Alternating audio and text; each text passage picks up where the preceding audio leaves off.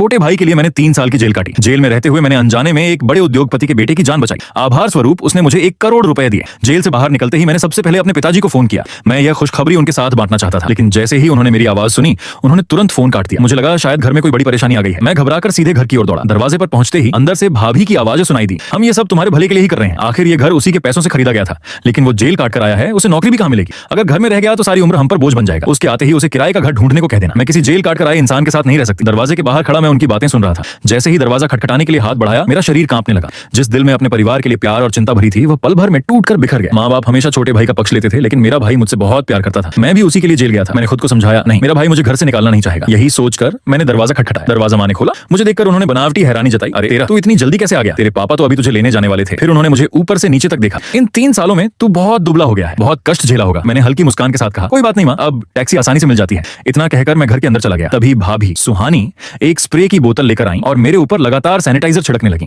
ऐसा लग रहा था मानो पूरी बोतल ही मुझ पर उड़ेल देना चाहती हूँ। वह बोली, मैं तो बस तुम्हारी अशुभ छाया दूर कर रही हूँ, बुरा मत मानना। लेकिन उनके चेहरे पर साफ साफ घृणा दिखाई दे रही थी। उन्हें मैं एक अपराधी दिखाई देता था। शायद वे भूल चुकी थी कि मैंने जेल उनकी और मेरे भाई की वजह से काटी थी। मैंने कुछ नहीं कहा और अपने कमरे की तरफ बढ़ गया। तभी पीछे से आवाज आई, रुक जाओ, घर में तुम्हारे लिए कोई कमरा नहीं है। मैं ठिठक गया। धीरे से मुड़ा और पूछा, मैं सिर्फ 3 साल जेल में था, मरा तो नहीं था? क्या अब इस घर में मेरा एक कमरा भी नहीं बचा? माँ ने ठंडे स्वर में कहा, घर में लोग ज्यादा हैं और कमरे कम, अब सबको जगह नहीं मिल सकती। मैंने पूछा, और यांगवेई, क्या उसकी भी यही राय है? तभी मेरा छोटा भाई बाथरूम से बाहर आया। उसने हिचकते हुए कहा, भैया, सुहानी अभी 2 महीने की गर्भवती है। अगर आप घर में रहेंगे तो जगह की थोड़ी दिक्कत होगी। फिर मुस्कुराने की कोशिश करते हुए बोला, लेकिन आप मेरे बड़े भाई हैं, अगर आप जिद करेंगे तो बच्चे के लिए जो कमरा तैयार किया है वो आपको दे दूंगा। मैंने शांत स्वर में जवाब दिया, ठीक है, वैसे भी बच्चे के जन्म में अभी 8 महीने बाकी हैं, तब तक मैं वहीं रह लूंगा। मेरी बात सुनते ही उसके चेहरे का रंग उड़ गया। भाभी तुरंत भड़क उठी, आप इतने स्वार्थी कैसे हो सकते हैं? दिखाई नहीं देता घर में पहले ही जगह कम है, फिर भी बच्चे का कमरा छीनना चाहते हो? मैं हंस पड़ा। अजीब बात है, पहले तो सब इसी घर में रहते थे। मैं सिर्फ 3 साल जेल के आ गया, अचानक घर छोटा पड़ गया। मैंने गहरी सांस ली और आगे कहा, और एक बात शायद तुम लोग भूल रहे हो, ये घर मैंने अपने पैसों से खरीदा था। पिताजी गुस्से से चिल्ला उठे, क्या मतलब है तुम्हारा? एक घर खरीद लिया तो खुद को बहुत बड़ा समझने लगा? जेल से निकलते ही घर पर कब्जा करने आ गया? मैंने उनकी आंखों में देखते हुए कहा, मैं घर मांगने नहीं आया हूँ, मैं सिर्फ अपने ही घर में रहने के लिए एक कमरा चाहता हूँ। भाभी तुरंत बोली, मैंने पहले ही कह दिया था, इस घर में तुम्हारे लिए कोई जगह नहीं है। रहना है तो बाहर जाकर किराए का मकान ले लो, हम तुम्हारे कोई कर्जदार नहीं है। उनकी बात सुनकर मेरा दिल टूट गया। मैंने भारी आवाज में कहा, सच में तुम लोग मेरे कर्जदार नहीं हो? जब तुम सब रो रो कर मुझसे छोटे भाई का अपराध अपने सिर लेने की भीख मांग रहे थे